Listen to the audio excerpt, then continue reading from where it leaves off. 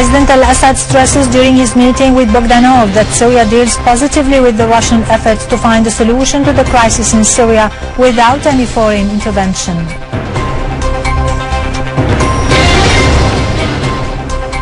The Russian Foreign Ministry says the Syrian government shares the biggest burden in combating terrorism.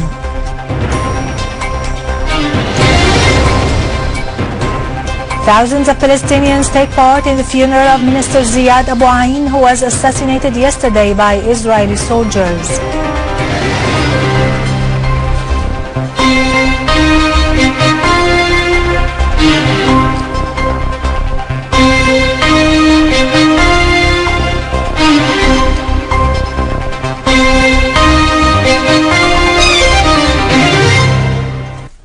Good afternoon, ladies and gentlemen. I am Yerado Krikorian from the News Center in Damascus. Russian President's Special Envoy, Deputy Foreign Minister Mikhail Bogdanov, has concluded his visit to Syria, where conveyed a verbal message to President Bashar al-Assad from Russian President Vladimir Putin on bilateral relations and cooperation between the two countries and Russia's ongoing support for Syria and its stand on the side of the Syrian Arab people in the face of the ferocious assault targeting them. The Russian envoy briefed President al-Assad on the results of the meetings it had conducted within the framework of Russia's efforts to create the appropriate circumstances to stop terrorism in Syria and start a comprehensive inter-Syrian dialogue away from foreign interventions. Bogdanov expressed his country's support for the Syrian government's efforts to consecrate national reconciliation as a basic step on the way of a solution. President al-Assad, on his part, said that Russia has always stood on the side of the Syrian people and the right of peoples to self-determination and has respected state sovereignty and international laws.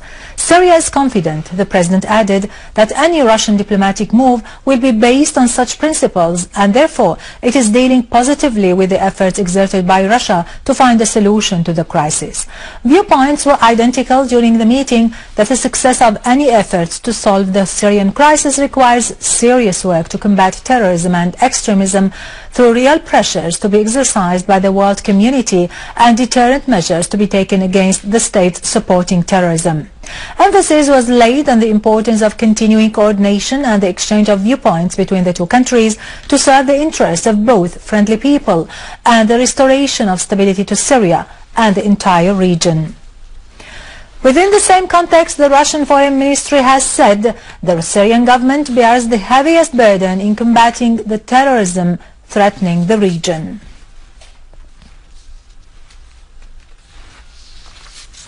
In Homs, a military source has affirmed that Syrian Arab army units have eliminated several terrorists and wounded others in Al-Wa'ar neighborhood and Msa'id and Rahom in Jub al-Jarrah in the city's suburb. In Ain al-Arab, in Aleppo's eastern countryside, the inhabitants and the People's Defense Unit enhanced the positions in the southern front of the city after killing scores of ISIL elements and destroying their equipment. They have also liberated 3 villages south and east of Ain al-Arab, cutting ISIL supplies, thus compelling them to flee certain sites. The city of Ain al-Arab, it is to be noted, has been holding on for 86 days of confrontation of ISIL terrorists who have so far failed to realize their goals despite the direct Turkish support rendered to them. His Beatitude, Patriarch John X Theosophy of Antioch and all the East for Roman Orthodox, has renewed his call for finding a political solution for the Syrian crisis, stressing that what is happening in Syria does not reflect the ideology of the Syrian people. Theosophy's comments were made in a press conference at the United Nations. He warned the supporters of ISIL terrorist organization that one day terrorism will reach them. He also stressed that true Islam rejects Takfiri organizations. Thousands of Palestinians took part in the funeral of Minister Ziad Abu Ain, head of the Committee for Resisting the Racist Segregation Wall, who was killed by Israeli soldiers after beating him to death. Abu Ain's funeral was transformed to a national occasion during which Palestinian factions pledged to unify ranks against the barbaric practices against the Palestinian people. Several Palestinian towns and villages witnessed angry marches and protests condemning Abu Ain's assassination. Palestinian President Mahmoud Abbas announced a period of 3-day mourning and called for an emergency meeting for the Palestinian leadership to take appropriate measures against the criminal Israeli government. In Iraq, the Iraqi army took control of al-Mu'tasim and Mkeshfiye in Samarra district. Iraqi sources pointed out that Iraqi army, in cooperation with police and people's units, cleared the area of terrorists after conducting wide-scale military operations which killed and wounded dozens of ISIL gunmen. The Iraqi forces foiled an attempt to blow up al-Hitawiyin bridge in al-Fallujah, killing 34 ISIL terrorists inside the den in Samarra district. The bridge is a very important transportation link between Al-Anbar and other cities used by Iraqi forces to attack terrorist groups in Al-Fallujah and Al-Ramadi.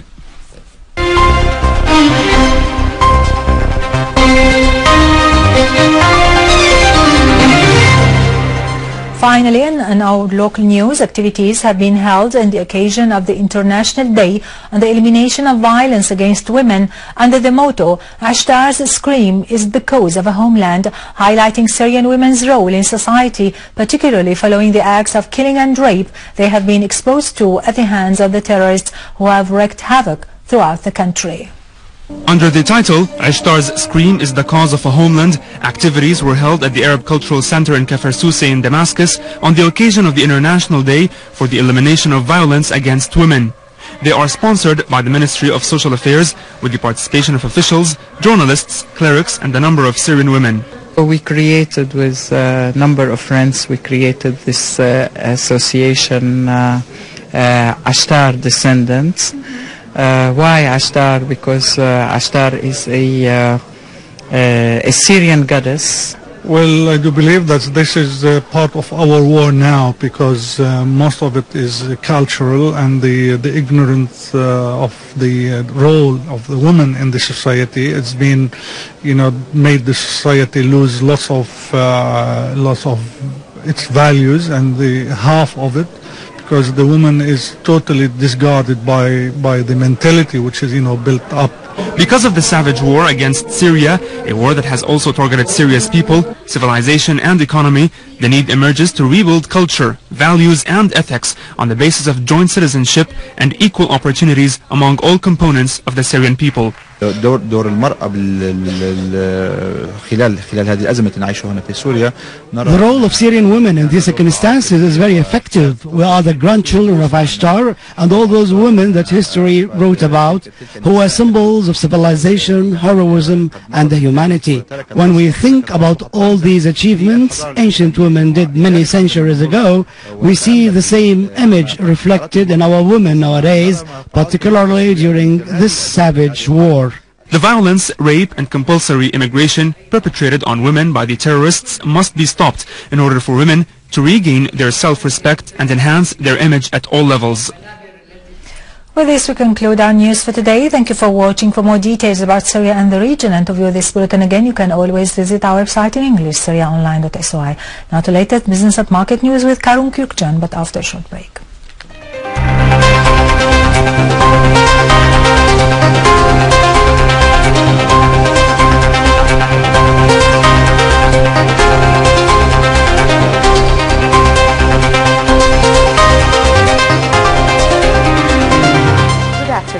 The Ministry of Agriculture has signed rural development agreement with the Ministry of Social Affairs in order to serve all villages and most affected areas. The two ministers asserted the importance of this project, stressing the need to outline a plan for developing the agriculture, tourism and economy in the poor rural areas, in addition to boosting the participation principle in such projects.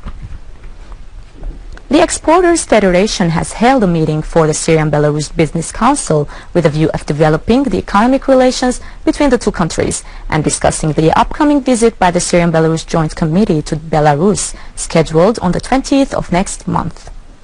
The meeting was attended by the Belarusian ambassador, who asserted his country's support for Syria's steadfastness in face of war plots against it. The meeting also reviewed the previous agreements in order to increase them and activate the ones that are already signed. The meeting was attended by a number of Syrian and Belarus businessmen, in addition to some representatives of the chambers of industry and commerce between the two countries.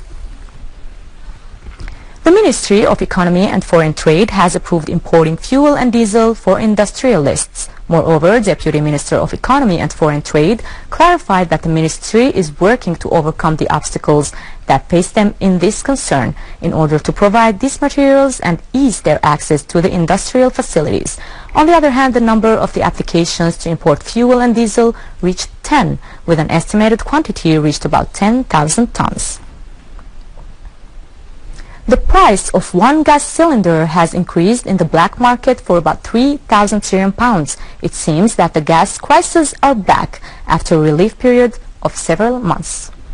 The shortages in gas cylinders during the last couple of weeks led to the increase of prices in the black market, which has reached about 3,000 Syrian pounds. During the winter season, the Syrians used to depend on diesel for heating, but the shortages in diesel supply led to an increase in the demand of gas, which is another extra burden for supplying gas to citizens. First of all, before this week, the supply of gas was low. Starting with this week, the citizens will feel that the commodity is available. Here in Al-Mazza Distribution Center and Al-Zablatani Center, we provide citizens with 800 gas cylinders per day, and this will increase to reach 2,300 gas cylinders every day. During the last couple of weeks, there was a shortage, but now it is getting better, and gas is available. There are no difficulties in registration on gas. And in the gas center, we buy the cylinder in the regular price, which is 1,100 Syrian pounds. Today I came early to register, and tomorrow I will receive it. I tried for 5 times to get a gas cylinder, and the gas center in al-Qusur area is close to my house. Still, I am not able to get it. Today the gas distribution truck came at 8:30 and it was overcrowded.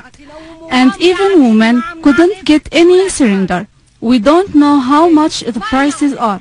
They don't announce them. Syria has witnessed several gas crises during the last 4 years due to the vicious war on it. Syrians will be forced very often to use old primitive solutions like firewood. It is worth mentioning that Syria produces 50% of the national needs for gas, according to the oil ministry, and imports the remaining quantity that reaches about 50,000 tons of gas annually. The Minister of Domestic Trade has issued a decree number 2187, setting the maximum price of the empty gas cylinder that weighed 10 kilograms at 6,300 Syrian pounds, while the price of the empty cylinder that weighed 16 kilograms was set at 9,600 Syrian pounds.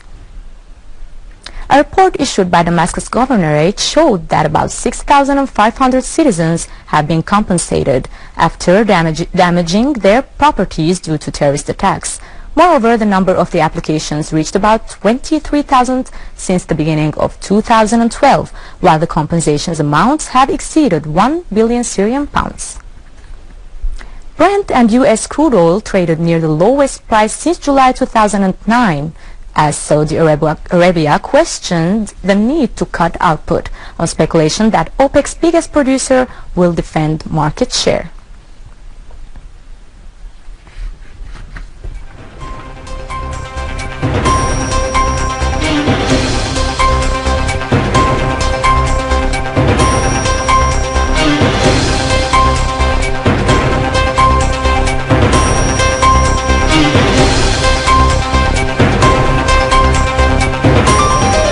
Stocks were little changed while energy companies rebounded after a 3-day decline, while Japanese shares fell after oil prices dropped to a 5-year low and the yen capped a 3-day rally yesterday, driving down energy shares and exporters.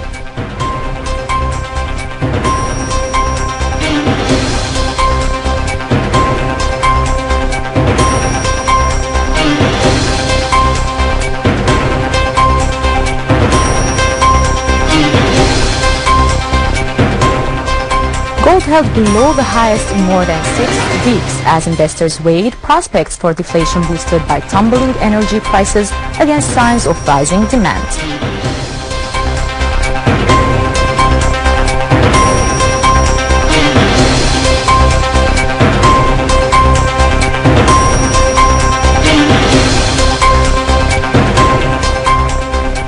fell for the first time in 4 days on speculation that Japan's Prime Minister will win an election this weekend and extend measures that have weighed on the currency.